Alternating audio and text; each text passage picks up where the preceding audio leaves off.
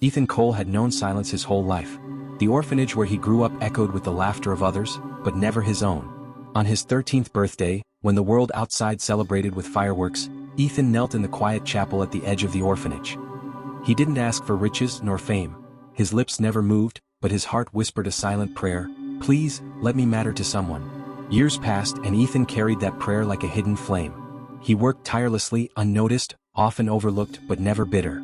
Until one winter's evening, a wealthy entrepreneur named Clara Davenport visited the orphanage, searching not for investment opportunities but for truth. She saw Ethan tutoring younger children, his eyes filled with patience and kindness, and something within her shifted. Clara returned weeks later, papers in hand, offering Ethan the chance of a lifetime, a scholarship, a home, and most importantly, belonging. His silent prayer had traveled through years of loneliness and landed in the right heart.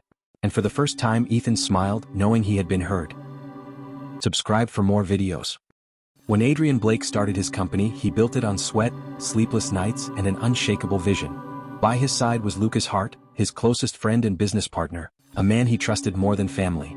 Together, they rose from a garage office to glass towers, their names whispered with respect in boardrooms. But behind Lucas's charming smile was a hunger Adrian never saw. One morning, Adrian walked into the office to find his name erased from the contracts, the shares transferred, and his authority stripped.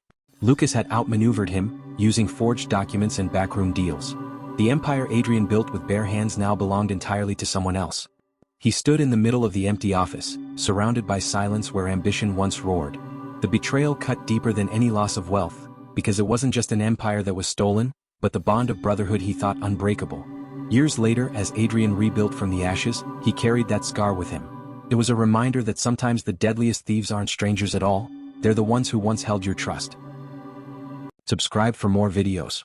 In the quiet of midnight, Victoria Hayes stood in her late father's study, the air heavy with the scent of old wood and secrets. The mahogany safe tucked behind a shelf had always been off limits, a place she'd only seen him protect with fierce vigilance. Now, with the key clutched in her trembling hand, curiosity burned through her grief. When the safe door creaked open, she expected dusty papers and family heirlooms. Instead, a single folder lay inside, its cover stamped with her father's signature. As she unfolded the pages, her heart pounded. It wasn't just any document, it was a secret contract, a deal that tied her father to powerful figures she had only heard of in whispers. Buried in those clauses were betrayals, hidden fortunes, and promises made in blood. Her stomach churned as the truth unraveled. Her father's empire wasn't built on brilliance alone, it was bound to a darkness she could never unsee. Victoria sank to the floor, clutching the papers, torn between protecting his legacy or exposing the lies. In that moment, she realized the safe hadn't just held a contract, it held the power to shatter her entire world. Subscribe for more videos.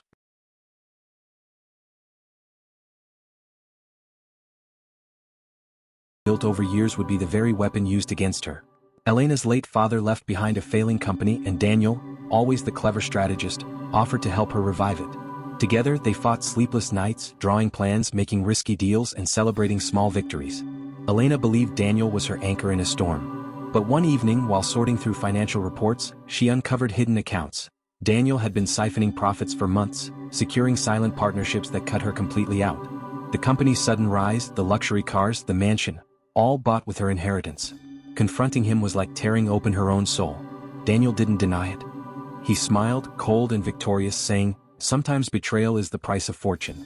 Elena's world collapsed, yet inside that collapse sparked a dangerous fire. She swore she wouldn't just reclaim what was hers, she would rise higher, and Daniel would one day choke on the very fortune his betrayal bought. Subscribe for more videos. Olivia Turner thought she had finally escaped the chaos of her past. She built a steady career, a small circle of loyal friends, and a fragile sense of peace. But one night, as she sat at her desk finishing reports, a single email arrived. No subject line, no sender she recognized. She almost deleted it until curiosity got the better of her. When she opened it, her hands trembled. Attached were confidential files, voice recordings, and photos proving that her closest ally at work, Ethan Cole, had been orchestrating her downfall for months. Every missed opportunity, every rumor whispered behind her back, every unexplained rejection, it all led back to him. Her chest tightened as betrayal clawed at her. She wanted to scream, but instead she quietly forwarded the email to the board of directors. The next morning, Ethan walked into the office unaware, greeting her with the same polished smile. But Olivia only watched, her heart racing, knowing his empire of lies was seconds from collapsing. Subscribe for more. Alexander Reed had spent decades crafting an image of success. To the world, he was a self-made visionary, the man who built an empire from nothing. His name was spoken with reverence, his story told as a blueprint for ambition. But the truth, buried for years, came crashing into the light one autumn evening. A journalist, Amelia Cross, uncovered old documents hidden in the archives. They revealed that Alexander's first million hadn't come from brilliance or innovation. It came from betraying his late brother's invention, selling it as his own and erasing his name from history. When the exposé went live, the empire trembled. Alexander's portrait, once a symbol of pride, became a reminder of theft. His children stared at him with disbelief, their inheritance tainted by lies. The boardroom that once cheered his presence fell silent, eyes filled with contempt. For the first time in his life, Alexander stood powerless. It wasn't the loss of wealth that broke him, it was the knowledge that the legacy he had built so carefully was nothing more than a fragile illusion, now shattered forever. Subscribe for more videos. Clara Whitmore had inherited her grandfather's sprawling mansion, a place whispered about in town for its mysteries. Among its endless corridors and echoing halls was a single door, bolted, sealed, and untouched for decades. Her grandfather had forbidden anyone from entering it, calling it the room that should never be opened. For weeks, Clara ignored the door, convincing herself it was nothing more than superstition. But one stormy night, when the power went out and lightning cracked against the windows, she felt an irresistible pull. With trembling hands, she turned the rusted key she'd found hidden inside her grandfather's desk. The lock groaned as it gave way. Inside, dust swirled through the stale air. On a small wooden table lay faded photographs, journals, and a child's toy. Clara's chest tightened as she pieced together the truth. Her grandfather had lived a double life, with another family hidden away, abandoned, and erased from history. The room wasn't haunted by ghosts, it was haunted by secrets. And now, Clara carried the unbearable weight of a legacy built on silence and betrayal. Subscribe for more videos. The inheritance I never wanted. Isabella Cross never dreamed of inheriting anything more than her mother's locket.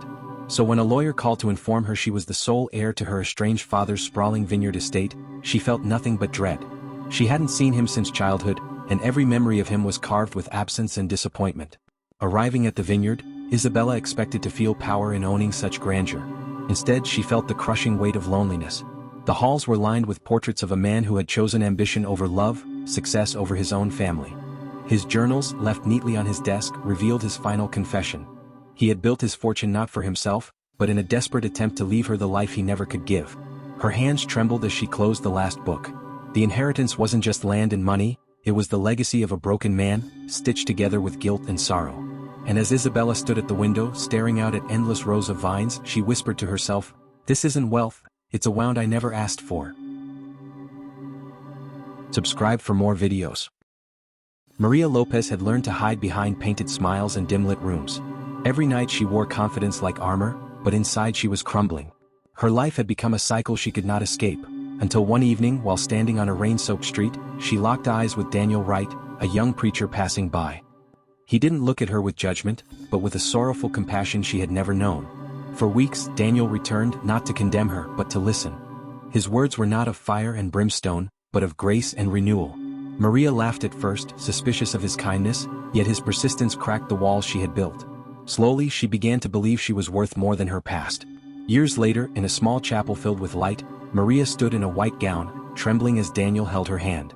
The whispers of her old life could not drown the truth. She was loved, redeemed, and chosen. As she became the preacher's wife, tears filled her eyes, not from shame but from the miracle of a second chance. Subscribe for more videos. Isabella Moore was only 8 when she realized she was invisible. Shuffled from one foster home to another, she carried a small backpack with nothing but a worn teddy bear. Every door that closed behind her felt like another confirmation. She was unwanted. At night, she whispered to the bear, "Maybe one day someone will love me." Years passed and Isabella grew quiet, hardened, and mistrustful. Teachers overlooked her, classmates ignored her. She told herself she didn't need anyone. But everything changed when Eleanor Hayes, a retired schoolteacher, walked into her life. Eleanor didn't promise her the world. She simply sat with her, read to her, and listened. At first, Isabella pushed her away, terrified it was another temporary kindness. But Eleanor stayed. She showed up at school plays, clapped the loudest, and tucked Isabella in with a kiss on the forehead every night. For the first time, Isabella's walls began to crack. Tears streamed down her face when she finally whispered, "I love you, Mom."